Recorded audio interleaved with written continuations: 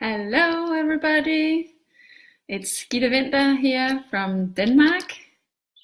I hope you are having a great day. I am sending live today to talk to you about parenting ourselves before we parent our children. So, do you often feel trapped when you parent? Do you often feel that you have to come up with all the solutions when you parent and you don't have any time to reflect? Do you often feel like your children are stressing you out with all their questions? And would you love to have a more conscious way of parenting? So if you can answer yes to any of these above, you might want to watch this live sending on Facebook, because what happens when we start to become conscious parents and when we begin to parent ourselves before we parent our children is wonderful, because often what it leads to is that the children actually listen to us. So once we become aware of our energy and what we radiate when we parent, and if we are at a good place when we parent, the children actually listen. So if you feel like you're saying the same thing over and over and over again, it's a clue that you're not saying it with the right energy, and that what you radiate when you say the same thing for the umpteenth time is contradictory to the message you are giving. So you might say in a loud voice that you want your child to calm down, for instance. I want you to calm down right now. It's not very calm in your energy to be like that. So what we want to do is we want to align our energy with what we are trying to say. And the best way to do this is to become conscious of what we radiate. So when you want to parent your child, any time of the day, there are some questions that you can ask yourself before you parent your child. And one of them is, am I in a good state to parent right now? If you check in on your emotions and you figure out how you are feeling before you parent, you have a chance to figure out if the moment is right.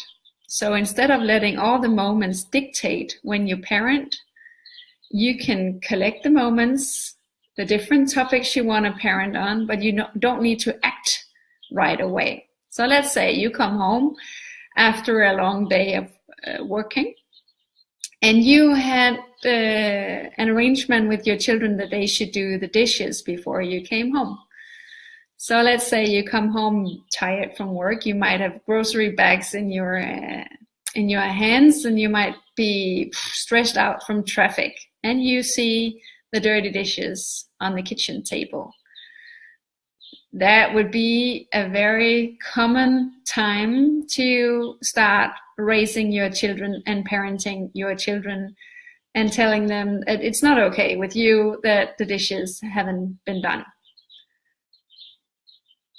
So let's say we have this stressful afternoon.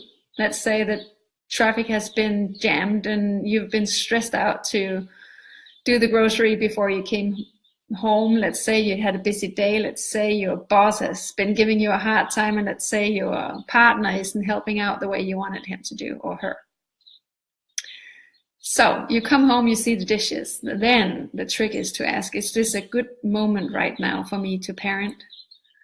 Is this a good moment right now? Am I in a good state to actually get my message through?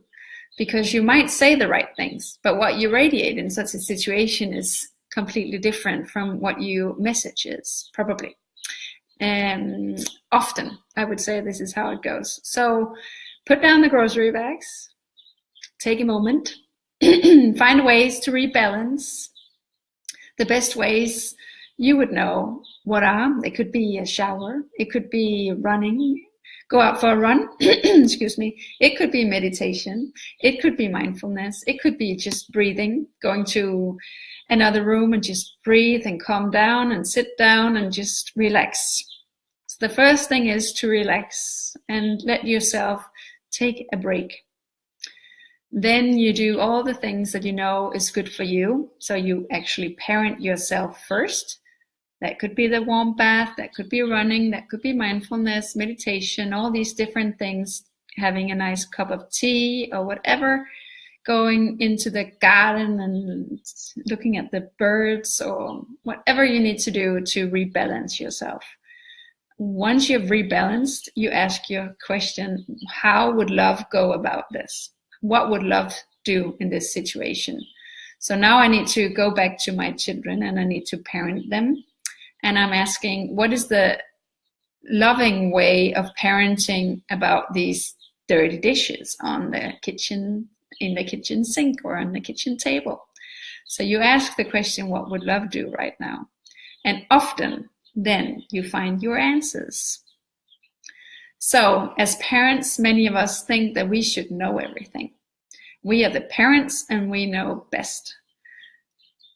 My opinion and what life has taught me and parenting has taught me is that often if I just parent on my autopilot, it's often a result of what I was taught and programmed with when I was a child. So if you love the way you've been brought up and if you just want to do the same things as your parents did to you, autopilot is fine. But if you want to change some of the things, if you want to raise your children in a different way than your parents raised you, you need to stop and you need to become conscious of what you radiate and how you raise your children. So we all want to raise our children with a lot of love. So the easy way to go about this is to ask, how would love go about this? Which way, like love is not doing the dishes for your children. That's serving your children. That's you becoming the servant of your children.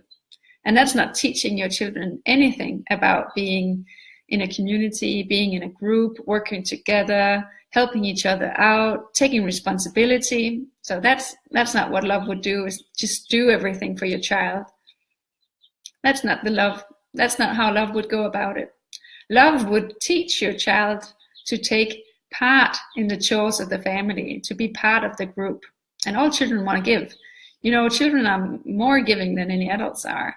They always want to give. If we allow them to give and if we allow them to be part of the family routines and give them time to actually figure out how they can contribute in the family. So serving your child is not the loving answer. Yelling at the child, why didn't you do the dishes? We had an agreement, la la la la la la la. That's not what love would do either. Love would go to the room and in a quiet and calm way ask the child why the dish hadn't been done, or if the child had time to do it now. Maybe the child just forgot. Maybe the children got caught up in some other things that caught their attention. Could be anything. So ask if they want to do the dishes now. You can see, well, I can see you didn't do the dishes. Do you want to do them now before I start cooking, or when do you want to do them? Maybe they need some help with the dishes. So you become the helper, helping your child to take part and take responsibility. So that's what I really wanted to talk to you about, is actually parenting yourself first. And one of the reasons that my book, The Children's Meditations in My Heart, has become such a big success is that around bedtime, the book helps the parent become aware of their energy and shift into a loving energy. And the child can feel that shift in the energy. So you can train this whole energy and becoming conscious when you read the book at bedtime. And as soon as you understand the concept of how your energy is affecting your child so much more than most of us are conscious of, then you can start applying it in all other areas of your family routines. So thank you for watching this little life sending. I really hope that it has helped you become aware of your energy when you parent, and maybe just pause for a second and just sort of figure out, am I in a good position to parent right now? And allow yourself to take a break. Allow yourself to go to a better place inside of you to actually parent with much more love. Thank you for watching. I hope you have a wonderful day.